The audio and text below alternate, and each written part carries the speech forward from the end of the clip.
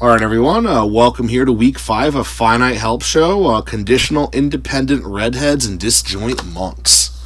This week we'll be covering a lot of different problems involving conditional probability. And I think one thing that's important to remember are a few of the rules that kind of govern probability. So again, if you have probability of A plus probability of A complement, that equals 1. That correlates to the probability of A, or the A plus A complement rule equals universe that we learned a few weeks ago. Probability of A union B is equal to probability of A plus probability of B minus probability of A intersect B. Again, correlates to what we learned earlier. Probability is just, we're normalizing everything by dividing it by the total number of events. If A and B are independent, then the intersect is equal to probability of A times probability of B. So for example, let's say half of all IU students are, football fans. And being a football fan has no correlation with being in the Kelly School business. And 30% of all IU students are in the Kelly School business. Well, if we want to find the number of IU students that are in Kelly and football fans, we can just multiply the percentages by themselves. So 0.5 times 0.3 is 15% of all IU students are, football fans are in the Kelly School business. And then if something's disjoint, that's a code word for there's no overlap. So, for example, being in the Kelly School of Business and not being in the Kelly School of Business, or rather being in in the Jacob School of Music, right? There's probably no overlap between the two, or there might be, but we'll just pretend there isn't. And then probably if A given B. So that's where you have the intersect of something over the total of that thing. And again, this goes back to conditional probability, right? So given that you are already in B, what's the probability you're in A, right? So let's maybe look at this problem here. We have A and B are independent events, okay? And we know that probability of A is 0.35 and probability of B is 0.25. So we start by drawing maybe a Venn diagram to help us kind of visualize what's going on here, right? So we have, again, our universe is 1, so we don't really have to worry about putting that because we're talking about probabilities here. So A is equal to 0.35 and B is equal to 0.25, right? Now because, again, it says they're independent, that's a key word, okay? We can do 0.35 times 0.25. And if I get my calculator here, 0.35 times 0.25 is equal to 0.0875, right? That's the intersect. So 0.35 times 0.25, that equals the intersect there. And what we can do then is if we want to find A given B, well, given that it's B, our denominator is going to be, if we remember, probability of A given B equals probability of B divided, then probability of A intersect B, right? Well, we know that this is probability of B is 0.25, so we have 0.0875, and that is our probability of A given B. Make sense?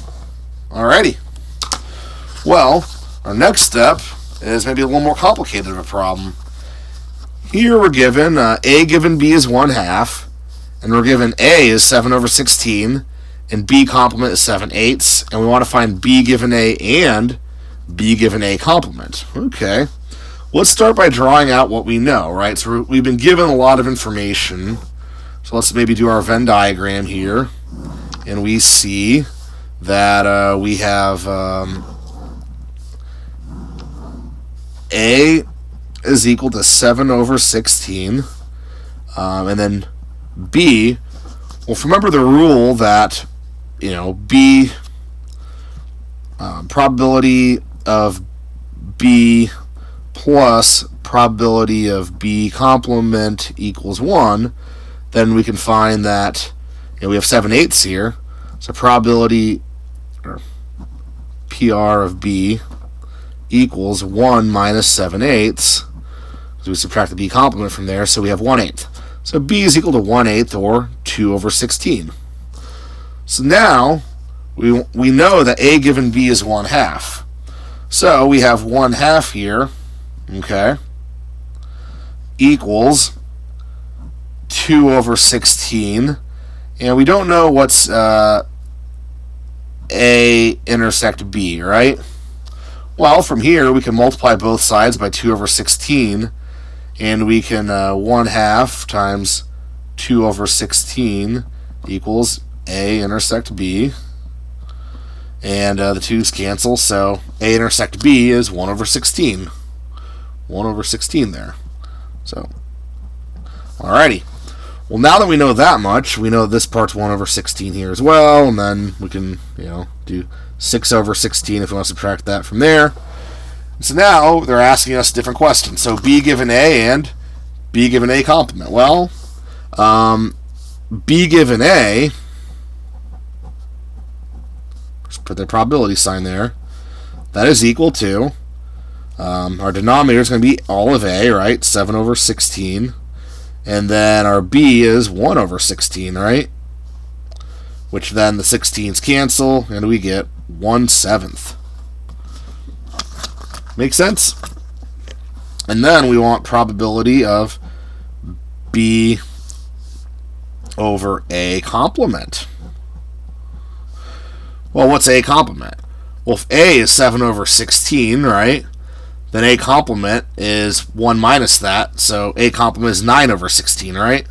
So 9 over 16 is our denominator, and our numerator is going to be B intersect A complement, right? So any part of B that's not in A, which would be this right here. So 1 over 16 over 9 over 16, right? Which that then equals 16's cancel, and you get 1 over 9. So and that would be how you find B over A complement. Alrighty. So now here's another maybe word problem that we could look at and apply these techniques to. So here we're told that 30% of IU students drive Chevys, and 10% of IU students are from the Carmel area. So Carmel, Fishers, Noblesville. I'm sorry, it's all the same, guys. Just get over it. And 1% of IU students drive Chevys and are from the Carmel area. So, is driving a Chevy independent of being from the Carmel area? Well, if it was independent, right, we could just multiply 30% times 10%. So we do 0.3 times 0.1 would equal 0.03. Students are C and C, right? So Carmel area and Chevy, right? C-A-C-H. But we're told that only 1% of IU students are from the Carmel area and drive Chevys. So that means that is not independent, right? So if you're from the Carmel area, you're probably not driving a Chevy, right? You might be driving, I don't know, a hot rod of some sort, maybe a fancy European car, Mercedes, whatever. I don't know. But it's not independent. Now, here we have another problem that I think kind of talks is a little different.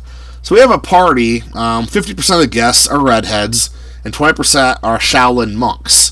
Obviously, we can assume that no monks are redheaded. So that means they're disjoint. Given that a guest is not a Shaolin monk, what is the probability they're a redhead? So now let's go draw out our Venn diagram, right? We got our redheads, and we got our monks, right? Now, remember what we talked about. There's no overlap, right? So there's a big fat 0 here. So for our redheads, we have 0.5, and for our monks, we have 0.2, right? So, given that a guest is not a Shaolin monk, what's the probability that they're a redhead? Well, remember we talked about the given, right? So, redhead, given, not a monk, right? Well, given that they're not a monk, that's 1 minus 0.2, so that'd be 0.8. So our denominator would be 0.8, and our numerator would be 0.5, right? So given that someone's not a Shaolin monk, the probability of a redhead is 5 over 8, right?